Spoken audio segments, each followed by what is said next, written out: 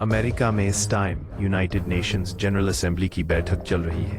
दुनिया भर के देश वैश्विक शांति के लिए अपना संदेश दे रहे हैं। सवाल यह है कि यह वैश्विक शांति किससे, क्योंकि जिनसे शांति चाहिए उस देश के पीएम को तो आपने अपना स्टेज दे रखा है। शायद ये मांगने आया है, मैं मांगने नहीं आया, लेकिन मजबूरी है। जिनका डॉगी बिना पट्टा लगाए भी उनकी बात मानता था, पर धरती तो तब फट जानी थी जब उसने यह बोल दिया कि दुनिया में नफरत और एक्सट्रीमिज्म की कोई जगह नहीं है, चाहे वो कोई भी देश हो या कोई भी धर्म। वाह। और बीच में हिंदुत्व को इन्होंने हिंदू आवाह वाह वाह बोल दिया। पता नहीं क्या बोला देखो। Ladies and gentlemen, there must be no space for hate speech, discrimination or violence against any person or against any religion. Hate-driven ideologies such as India's Hindutva-driven extremism pose a danger to the entire world. अरे शरीफ मियाँ, यही बात अपने देश के अहमदियों को बोल दो ना, जिनको आप मुसलमान मानते भी नहीं हैं। नफरत की बात तो मत ना करो। 1959 में फिजिक्स में नोबेल प्राइज जीतने वाले पाकिस्तान के अब्दुल सलाम को पाकिस्तान हमेशा के लिए इसलिए छोड़ना पड़ा क्योंकि पाकिस्तान ने अहमदियों को मुसलमान मानने से ही इनकार कर दिया था। इतना ही नहीं, मरने के बाद उनकी कब्र पर से मुस्लिम शब्द को भी पाकिस्तानी सरकार ने हटवा दिया। पाकिस्तान के ऑफिशियल दस्तावेजों में अब्दुल सलाम के कंट्रीब्यूशन का जिक्र भी मिटा दिया गया। इसके साथ ही इनके यहाँ की हिंदू माइनॉरिटी का कन्वर्जन और लड़कियों को जबरन उठाकर उनका निकाह पढ़वा देना ये अब आम बात हो गई है। ह्यूमन राइट्स की रिपोर्ट्स ने यह बार बार कहा है कि आपके यहाँ हिंदू और क्रिश्चियन सेकंड क्लास सिटीजन की तरह ट्रीट किए जाते हैं। ह्यूमन राइट्स की रिपोर्ट्स में ये बताया गया है कि हर साल ऐसी 1000 से ज्यादा लड़कियों को या तो जबरन निकाह पढ़वा कर कन्वर्ट कर दिया जाता है या उनके साथ दुष्कर्म करके उन्हें मार दिया जाता है। वो इम्यूनिटी आपकी पॉलिटिकल आवाज का हिस्सा भी नहीं बन सकती। पाकिस्तान के संविधान के अनुच्छेद 91(3) और अनुच्छेद 41(2) के अनुसार प्रधानमंत्री और राष्ट्रपति दोनों पदों के लिए मुसलमान होना जरूरी है। फिर खुद को इस्लामिक जमहूरियत बोलते हैं। अरे, जिस देश ने अपने सारे लोगों को बराबरी का राइट तक नहीं दिया, वो नफरत की बात क्यों कर रही है? लेकिन शर्म उन्हें यहाँ भी नहीं आई। इसके बाद जो उन्होंने बोला वो और भी हैरान करने वाला है। पाकिस्तान के पीएम ने कहा कि पाकिस्तान खुद आतंकवाद का शिकार है। अरे शरीफ मियाँ, जिस स्टेज पर खड़े होकर आप ये बात बोल रहे हो, उसी यूएन के डेजिग्नेटेड टेररिस्ट की लिस्ट में 150 आतंकी आपके नागरिक हैं। दुनिया के सबसे बड़े आतंकी संगठन जैसे अल-कायदा, हिजबुल मुजाहिदीन, लश्कर-ए-तैयबा, जैश-ए-मोहम्मद जैसे आतंकी संगठन आपके यहाँ हैं। जो देश हाफिज सईद, अब्दुल रहमान मक्की और मसूद अजहर और दाऊद इब्राहिम जैसे आतंकियों का घर बना बैठा हो, वो कैसे अपनी जुबान से खुद को आतंकवाद का शिकार बोल सकता है बे? तुम जैसे लोग पाकिस्तान की इज्जत है। वाह वाह। इन सब के बीच पाकिस्तानी डिप्लोमेट्स पाकिस्तान जिंदाबाद के नारे लगा रहे थे। यही होता है जब आप मच्छी बाजार वालों को बड़ा स्टेज दे दो। मंच तो दे दिया, हैसियत कहाँ से लाओगे बे? ये सब बोलते हुए कुछ नहीं तो आधा दर्जन बार शहबाज शरीफ ने अमेरिकी प्रेसिडेंट डोनाल्ड ट्रंप का नाम लिया। उनको मैन ऑफ पीस बोलकर यह भी बोल दिया कि पाकिस्तान ने उनका नाम नोबेल पीस प्राइज के लिए दिया हुआ है। हालांकि ये बोलने के बाद 2 बार पाकिस्तान के पीएम फंबल कर गए, क्योंकि किसी ने कहा इतना चाटने के बाद जीभ तो छिली जाती है, इसीलिए फंबल हो गया। I mean, fast forward. अब फकीर क्या मांगे?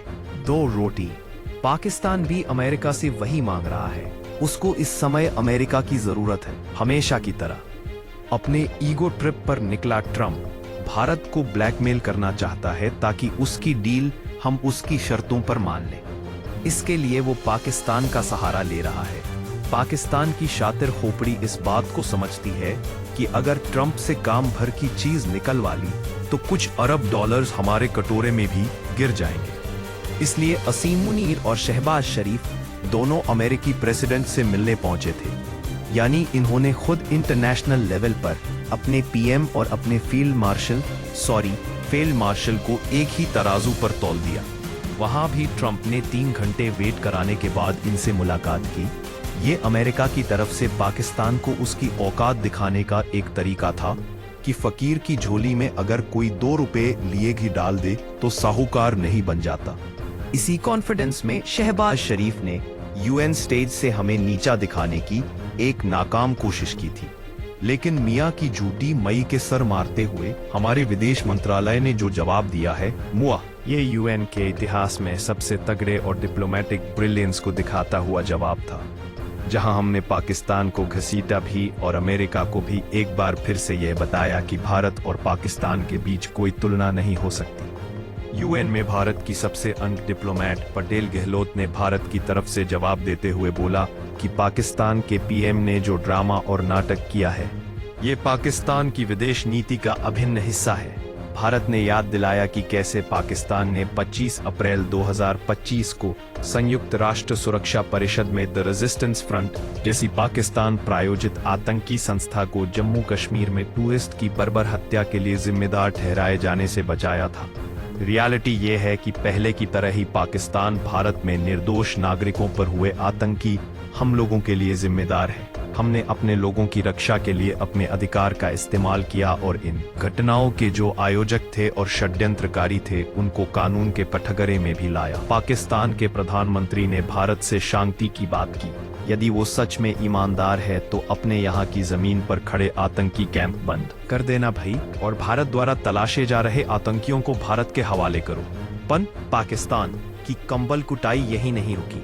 भारत ने जोर देते हुए ये भी कहा कि ये भी कितनी बड़ी आयारनी है कि नफरत, पक्षपात और इंटॉलरेंस में डूबा देश यानी पाकिस्तान इस मंच पर आकर धर्म के मुद्दों पर उपदान किया। भारत की महिला शक्ति पूरी दुनिया ने देखी और पूरी दुनिया जानती भी है। आगे बढ़ते हैं तो दोस्तों, यूएन के स्टेज से इस जवाब में भारत की डिप्लोमेटिक स्ट्रेंथ और मुद्दों पर पकड़ साफ पता चलती है। पाकिस्तान की तिलमिलाहट यूएन असेंबली में ही नहीं बल्कि उसके बाहर भी दिखाई दी, जहां भारत के एक रिपोर्टर ने बाहर जाते हुए पाकिस्तान के पीएम शहबाज शरीफ से पूछा कि आप क्रॉस बॉर्डर टेररिज्म कब बंद करेंगे। अब दूर से ही शरीफ ने जवाब दिया कि हम ऐसा कर रहे हैं और हम उन्हें हरा रहे हैं। कांपते हुए रिपोर्टर ने बोला कि इंडिया आपको हरा रहा है मिस्टर पाकिस्तानी प्राइम मिनिस्टर। मतलब आप ये सोचिए कि ये एक देश के सो कॉल्ड प्राइम मिनिस्टर हैं जिनको हमारी एक रिपोर्टर का सवाल तिलमिलाकर रख देता है। पाकिस्तानी तो ये सुनकर और तिलमिला गए होंगे कि भूटान ने इसी बीच यूनाइटेड नेशंस सिक्योरिटी काउंसिल में भारत की स्थायी सदस्यता का समर्थन किया है। अब यूएन में तो भारत का जवाब सबने सुना, लेकिन इस बीच इजराइल ने जो बोला है वह पूरी दुनिया देख रही है। इजराइल के पीएम नेतन्याहू जब अपना भाषण देने स्टेज पर आए, तब उनको आता देख कई सारे यूएन देशों के रिप्रेजेंटेटिव्स ने हॉल छोड़ दिया। ये उनकी तरफ से नेतन्याहू के खिलाफ प्रदर्शन था और उन पर एक प्रेशर बनाने का तरीका भी। लेकिन इसके बाद नेतन्याहू ने जो बोला वह किसी हिंदी फिल्म के हीरो के डायलॉग माफी की तरह था। उन्होंने अपनी खुफिया एजेंसी को थैंक यू बोलते हुए ये बोला कि आज उनकी वजह से गाजा के अंदर कई लोग उनका यह भाषण लाइव सुन रहे हैं। एक्सपर्ट्स का कहना है, जानकारों का कहना है कि यह नेतन्याहू की सीधी चुनौती है कि गाजा में छिपे हमास के आतंकियों के आसपास ही इजराइल के जासूस भी छुपे हुए हैं। इसके साथ ही नेतन्याहू ने यह चेतावनी भी दी कि सभी 48 इजरायली बंधकों को तुरंत छोड़ा जाए। अपने हथियारों को अब ड्रॉप करो। अगर ऐसा नहीं करते तो हमास के आतंकियों को दुनिया छोड़नी पड़ सकती है। मतलब जिस एटीट्यूड में नेतन्याहू ने वहां बोला है ना, अगर उनके हाथ में राइफल होती ना तो 2 राउंड फायर हवा में कर ही देते। Lay down your arms. Let my people go. Free the hostages. All of them. The whole 48. Free the hostages now. If you do, you will live. If you don't, Israel will hunt you down.